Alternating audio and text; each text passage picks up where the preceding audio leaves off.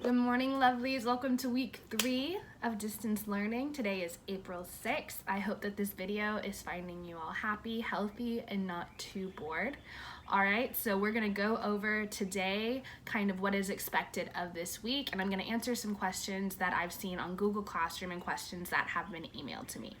All right, so starting off with our question of the day today, it was, what did you do this weekend? And then what do you wish you had done? And I wrote in there to be specific because it's really easy for us to just say, I sat at home this weekend and I wish I was with my friends. Well, think about, pulling something big. Okay, what were you doing when you were sitting at home?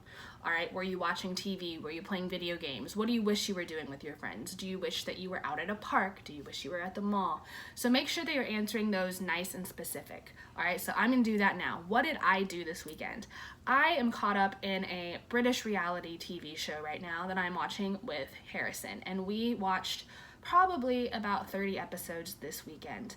And we also got to cook one of our favorites, which is homemade biscuits with sausage gravy. So that's what I did this weekend. What I wish I had been able to do this weekend is I wish I would have been able to see some of my friends and gone out to dinner and gotten some queso and been able to walk around either White Rock Lake or even just Lower Greenville, which is just a really cool area which is around where I live. So that's specific. That's what I wish I would have done this weekend. So answer those questions every single day. I love writing back to you all. I listen to my music, which is the same music that we listen to in class, and I answer back to those. So make sure that you're doing that, because what also I do, as I've showed y'all before, is I write down who's answering and who's not, all right? And this is a great way for me to see who's getting the information, but also to see who's not getting the information and maybe figure out why that is. All right, so moving on, this week's assignment. This week, you all are finishing up that social distancing monologue. Now, I initially last week, I said, okay, this is gonna take y'all a week. And a lot of you all did really, really well with the brainstorming questions. But what those brainstorming questions were supposed to do, those were supposed to take you and get you in the right mindset to actually write your monologue.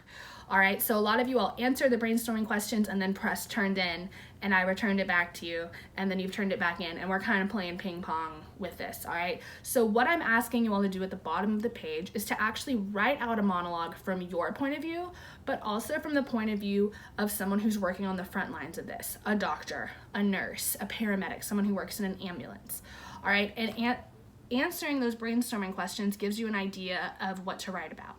So what I'm going to do today is, along with this video, is I'm going to post a couple of examples of these monologues that my advanced theater kiddos have done.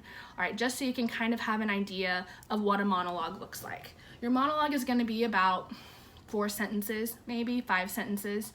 Okay, and think of it as like a speech of you telling the audience or telling another character what's happening in your life right now. So you answer 1 as yourself and then 1 as your first responder. And I'm giving you all the rest of this week to work on those. If you've already finished yours, there's going to be a feedback form for you to look at someone else's coming up either today or tomorrow. So be on the lookout for that. So that's your assignment for this week, is writing these monologues. All right. And if you have any questions about that, you don't know how to do that, I am here on Google Classroom and I am here to help you, and I can show you examples, anything like that. All right. I'm also posting at the bottom of this video your vocabulary for this week, which is pantomiming, which is something that we don't really do a whole lot in our theater classes, but something that I'm hoping that we can finish and start doing next year. Okay, so pantomiming is miming, just kind of like what you think mimes. So be on the lookout, study those however you think is fit, and then on Friday there will be a quiz. All right, I love and miss you. I hope that this answers some questions, and if you have any further, please let me know. Email me, Google Classroom me, I'm here. All right, love y'all, miss y'all, and hope to see y'all soon. Bye.